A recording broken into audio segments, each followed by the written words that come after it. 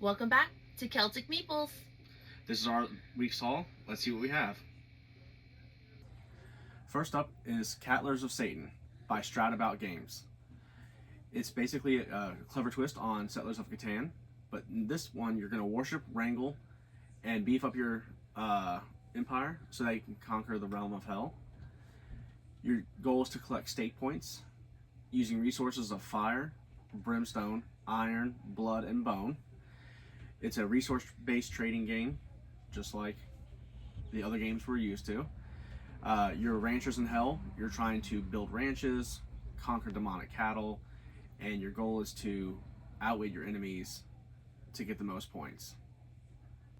Next up is Tiny Laser Heist by Very Special Games. This 3D heist game uses tiny hands to steal jewels, outwit your opponents, and avoid triggering the lasers. Each level gets harder as you play, and each player only gets one tiny hand. In your turn, you're going to be using actions to foil your opponents or gain powers. Next up is Rome, Fate of an Empire by Best with One Games. It's a solo, thinky, middleweight Euro game where you're going to pick a leader, decide on your strategy, and then use it to decide the fate of empire. You're going to use resource management, tableau building, and deck building to build your engine, which you'll use all three to fulfill your edicts and bring glory to Rome. Next up is Bug Snacks by Young Horses Inc., based on the hit video game.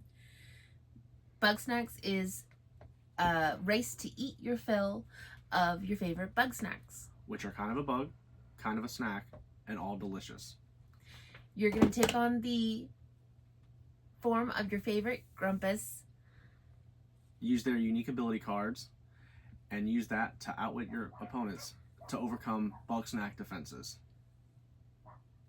There's two modes. There's casual play for fun, or if you want a longer, more strategic play, there's the advanced mode. Next up is Party Want It by Tavern Crawl Games. This is a co-op deck building game with roguelike design and minigame elements. When the game is designed and set up, each land has different minigame elements with optional drinking rules to maximize the fun. 21 and up, please drink responsibly. In conjunction with those, you'll boost heroes' abilities, debuff enemies, and shield others from danger as the heroes cooperate and escape the Pyramid of Chaos. Along with the game, it also came with a deluxe long box to hold the main game, as well as the expansions. Jennifer Love Druid, there's Post Necrone Necromancer, there's Dating Simp Bard, as well as the Drunken by the Minotaur. It also included the neoprene playmat, as well as some stickers and a bonus treasure card to help complete the whole journey.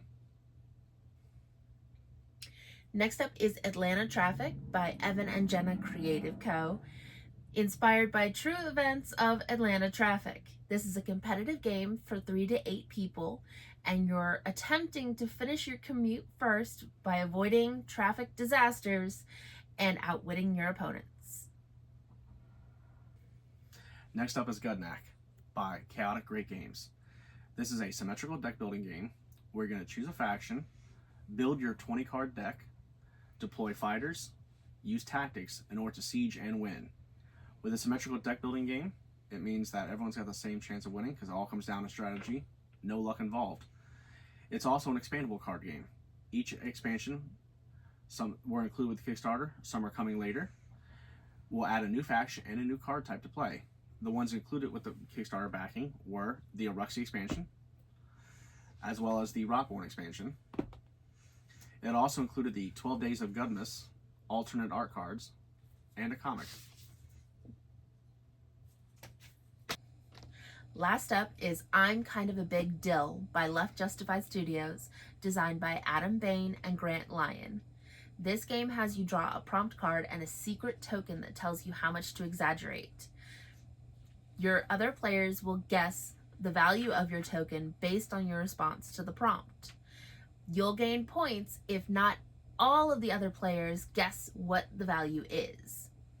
We also got expansions called After Dark, Holiday, and Get Nerdy. We also got deluxe editions when we placed our order.